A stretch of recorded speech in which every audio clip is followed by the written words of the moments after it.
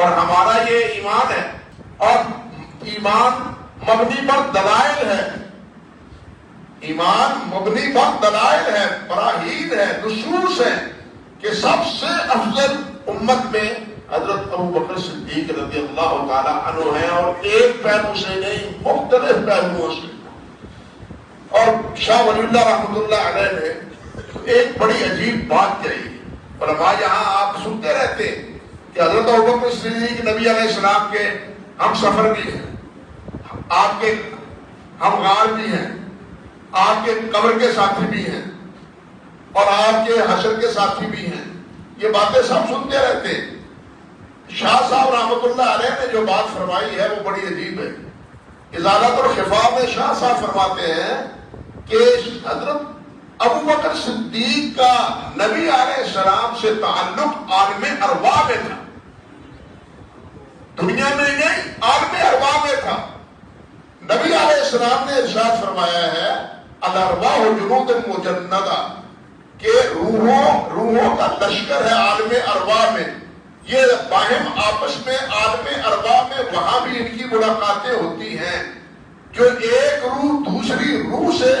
مانوس ہو جاتی ہے، وہی انہی کا انس اور انہی کی محبت دنیا میں بھی انسان کی اللہ ذو الجلال ان کے ساتھ قائم کر دیتا ہے۔ فرماتے ہیں اس اعتبار سے ہم کہتے ہیں کہ حضرت ابوبکر صدیق دنیا ہی میں نہیں مختلف اسالیب کے اعتبار سے اپنے اس میں برزخ میں ہی نہیں، معاشر میں ہی نہیں، عالم ارواح میں بھی نبی علیہ السلام کے ساتھ تھا۔ عالم ارواح سے لے کے حشر تک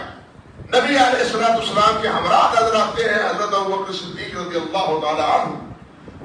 اور حضرت ابوبکر صدیق کے بارے میں عمر فاروق فرماتے ہیں رضی اللہ تعالی عنہ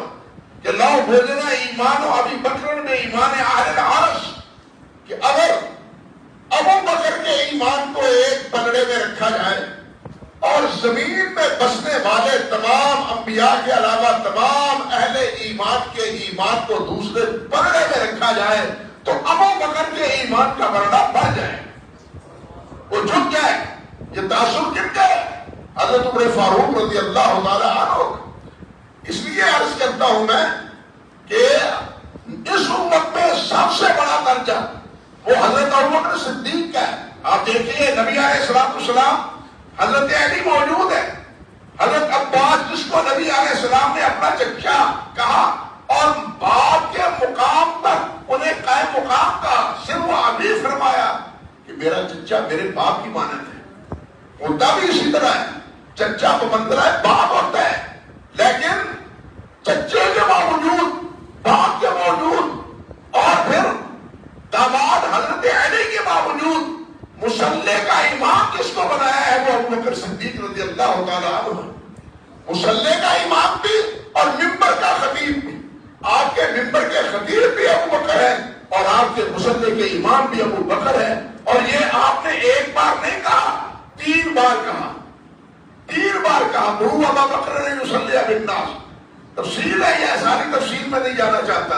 خلاصہ یہ ہے کہ نبی علیہ السلام نے اپنے مصلی اور اپنے امامت پر اور اپنے خود ممبر پر کس کو ٹھہرایا، کس کو موقع دیا، کس کو قائم رکھا، یہ کسی اور نے نہیں، امتی نے نہیں، خود حضرت محمد رسول اللہ صلی اللہ علیہ وسلم۔ یہ اس بات کی برہان ہے، یہ اس بات کی دلیل ہے کہ ابو بکر جیسا امت میں اور کوئی نہیں ہے، یہ ہم سمجھتے ہیں اور ہمارا یہ عقیدہ ہے۔ صحابہ بھی یہ سمجھتے تھے، صحابہ کرام یہ سمجھتے تھے، حضرت علی سمجھتے تھے کہ عثمان مجھ سے افضل ہے، عثمان کے ہوتے ہوئے عثمان سمجھتے تھے کہ عمر مجھ سے افضل ہے، عثمان کی زندگی میں وہ خود سمجھتے تھے کہ عمر مجھ سے افضل ہے، اور عمر سمجھتے تھے کہ ابو بکر مجھ سے افضل ہے، ابو بکر مجھ سے افضل ہے، یہ سمجھتے تھے، اور یہ ان کا ایمان تھا۔ ہمارا بھی وہی ایمان ہے، یہی ہم سمجھتے ہیں، خلفائے راشدین کا یہی عقیدہ ہے۔